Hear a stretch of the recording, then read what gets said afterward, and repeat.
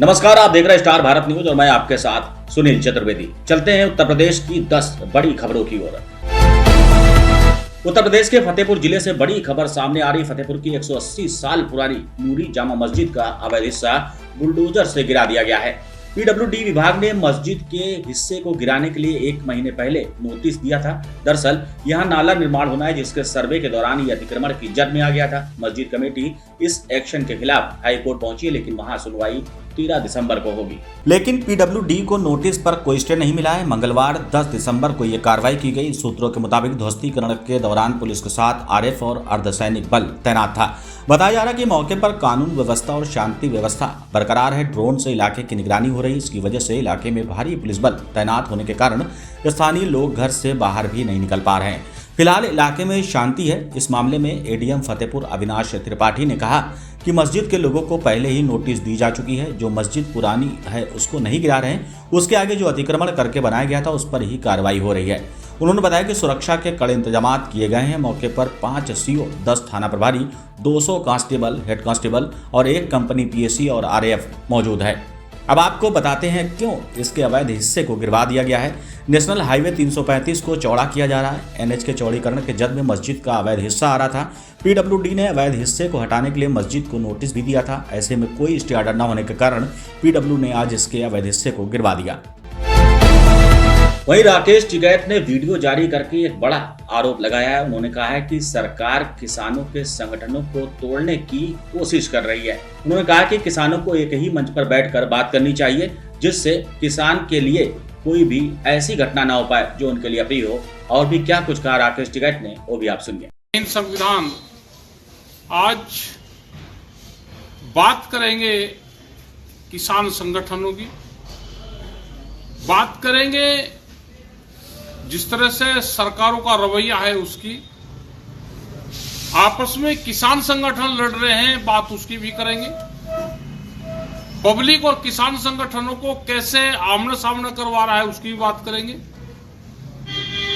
अभी हम अगर उत्तर प्रदेश की बात करें तो खास करके अपने ही संगठन जो एसकेएम से भी अलग हैं, आपस में लड़ने का काम कर रहे हैं। ये किसकी साजिश हो सकती है कि एक दूसरे के खिलाफ कोर्ट कचहरी और मुकदमों तक चले गए। बहुत से जिलों में ये विवाद चले हुए हैं। सरकार तो चाहती यही है कि आपस में किसान संगठन के लोग आपस में लड़ें और मुकदमे तक बात जाएं। वो चाहे बिजनौर का इश्यू हो, चाहे वो लखीमपुर खीरी के हो, हरदोई का मामला हो, चाहे वो शामली का इश्यू हो, वो गौतम बुद्ध नगर का हो, वो अलीगढ़ का हो। तो इस तरह के विवाद सामने आए हैं। सभी लोग इस पर संज्ञान लें, आपस में बैठ के बातचीत से समाधान करें। लड़ाई समाधान नहीं है। बहुत से लोग हो गए कि धरने प्रदर्शन गांव में कर रहे हैं, गांव के इश्यू पर धरने प्रदर्शन कर रहे हैं, गांव में 2-2 पार्टी बन रही। किसान संगठन का काम है कि गांव में कोई भी विवादित चीज हो, वो चकबंदी हो, वो राशन के कोटे का मामला हो, ये बहुत से विवादित चीजें होती हैं। आपस में सिफारिश करनी किसी की हो, ये एक विवादित चीजें हैं कि जिससे गांव के लोग आपस में पार्टीबाजी कर रहे हैं।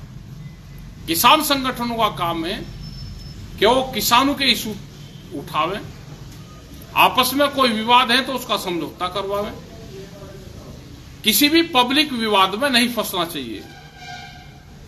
जैसे पंजाब में रास्ते जाम, वो यहां पे भी, चाहे वो किसान संगठन करे या कोई भी करे, जनसंख्या बहुत बढ़ रही है, पब्लिक तंग होती है रास्ते जामों से।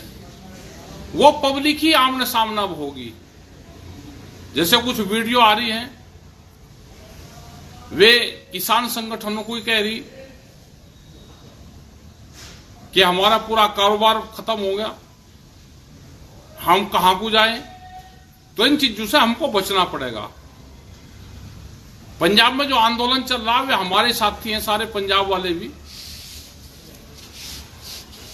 लेकिन पूरे देश को ये कि जिस तरह से पहले ट्रैक्टर मार्च हमने दिल्ली में किया और 4 लाख से ज्यादा ट्रैक्टर दिल्ली में गए, आज सरकारों की पॉलिसी सब किसान संगठनों को समझनी पड़ेगी कि उनकी पॉलिसी है कि किसान संगठनों को तोड़ा जाए। आज पंजाब के जत्थेबंदी अगर 101 आदमी भी जा रहा है तो पुलिस उस पे भी आंसू गैस के गोले छोड़ रही है। तो हम सबको इकट्ठा होना पड़ेगा।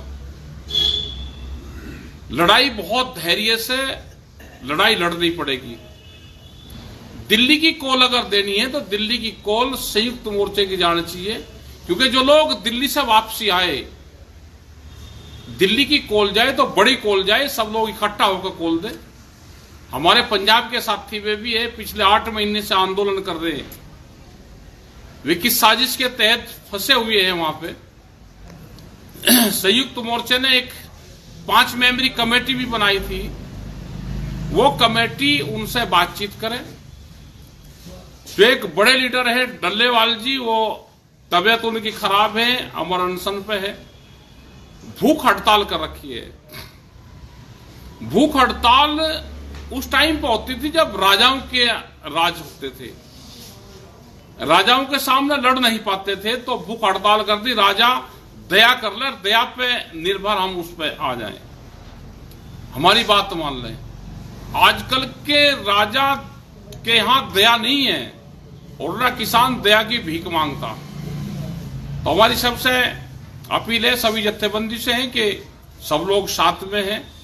हम वहां पे फिजिकल रूप से अगर नहीं भी हैं तो भी वैचारिक रूप से हमारे सबके इशू एक हैं।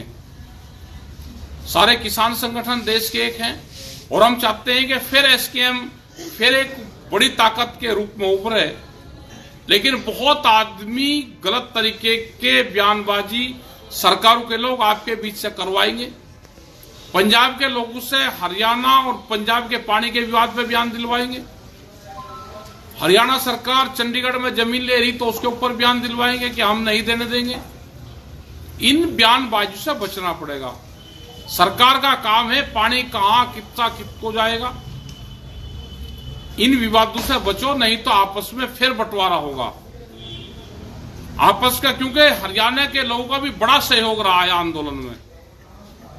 जब पंजाब के लोग चले तो हरियाणा के लोगों ने सबसे पहले साथ दिया।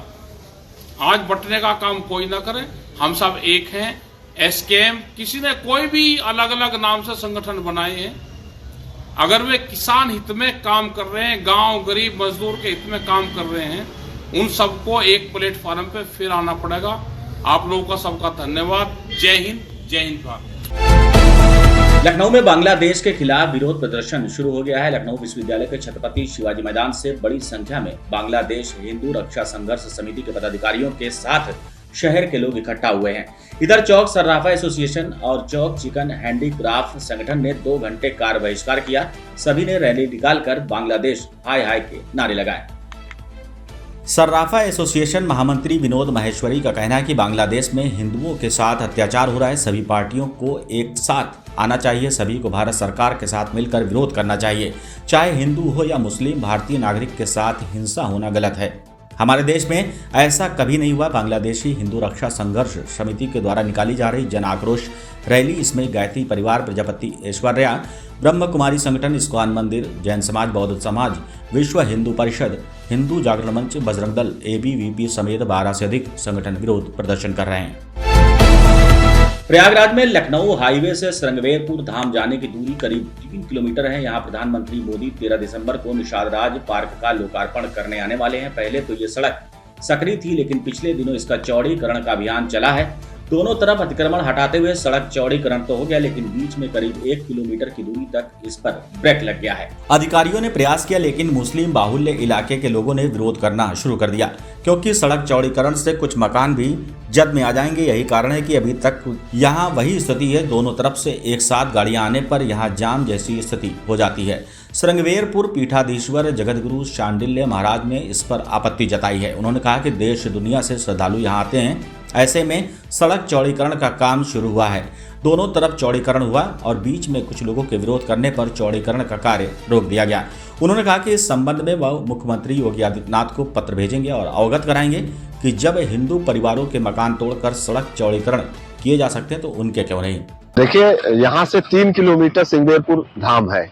जिस तरीके से योगी और मोदी सरकार कार्य कर रही है, हर जगह विकास की बयार चल रही है, एक मुट्ठी भर विशेष समुदाय के लोग लगभग 1 किलोमीटर सड़क नहीं बनने दे रहे हैं और इतना जाम लग जाता है। कोई मेला, हमारी यहाँ सिंगदेरपुर पीठ है रामानुजाचार्य संप्रदाय की, जिस तरीके से यहाँ की सड़क नहीं बन रही है, इसका हम विरोध करते हैं। इसको बनना चाहिए योगी की सरकार होते हुए। बांग्लादेश में अल्पसंख्यक हिंदुओं पर हो रहे अत्याचार को लेकर सभी धर्म के लोग एकजुट हो रहे हैं। उत्तराखंड में मुस्लिम समुदाय के लोगों ने इसकी कड़ी निंदा की है। हरिद्वार स्थित पिरान कलियर साहब पाक की दरगाह पर मुस्लिम समुदाय के लोगों ने चादर चढ़ाई और शांति की दुआ मांगी है। इस दौरान बड़ी संख्या में मौजूद मुस्लिम लोगों ने बांग्लादेश सरकार की कड़ी निंदा की है। उनका कहना है कि बांग्लादेश में हिंदुओं पर अत्याचार किसी भी रूप में बर्दाश्त नहीं किया जाएगा। सभी ने एकजुट होकर केंद्र सरकार से बांग्लादेश को लेकर सख्त कदम उठाने की मांग की है। इस दौरान वक्फ के अध्यक्ष शादाब शम्स समेत बड़ी संख्या में मुस्लिम धर्मगुरु शामिल रहे। सभी ने एक होकर बांग्लादेश पर कार्रवाई की मांग की है। शादाब शम्स ने कहा, बांग्लादेश हिंदुओं पर अत्याचार एक बड़ी साजिश है। इसमें ISI और जमात इस्लामी की नापाक साजिश शामिल है। इसी कारण बांग्लादेश के लोग मजहबी नफरत का सामना करना पड़ रहा है। उन्होंने कहा कि आज बांग्लादेश में मंदिर तोड़े जा रहे हैं, बहन बेटियों की आबरू भी महफूज नहीं है, वहां लोकतंत्र की हत्या हो चुकी है। आज कलियर साहिब पाक की दरगाह पर जुल्म करने वालों के खिलाफ मजलूमों के हक के लिए फरियाद करने आए हैं ताकि उन सभी को न्याय मिल सके। उन्होंने कहा, बांग्लादेश के कट्टरपंथी लोगों को खौफ खाना चाहिए कि वो पाकिस्तान के चक्कर में पड़कर लोगों पर अत्याचार कर रहे हैं। वो सभी ऊपर वालों की सजा को भुगतने के लिए तैयार रहें। कट्टरपंथियों का हश्र बहुत बुरा होने वाला है। इसी के खिलाफ मुस्लिम धर्मगुरु और मुस्लिम समाज के लोग बांग्लादेश के हिंदुओं के लिए आवाज उठाने आए हैं। ये दुनिया के लिए एक बड़ा संदेश है। शम्स ने कहा कि देश PM मोदी के मजबूत हाथों में है। सरकार इस मामले को लेकर बहुत ही गंभीर है। विदेश मंत्री, गृह मंत्री और रक्षा मंत्री भी इस मामले पर अपनी बात कह चुके हैं। उन्होंने कहा, अगर बांग्लादेश की समझ में ना आया तो उसको इसका खामियाजा भुगतना पड़ेगा। बने रहिए हमारे साथ कुछ और खास खबरों के लिए। तब तक के लिए नमस्कार।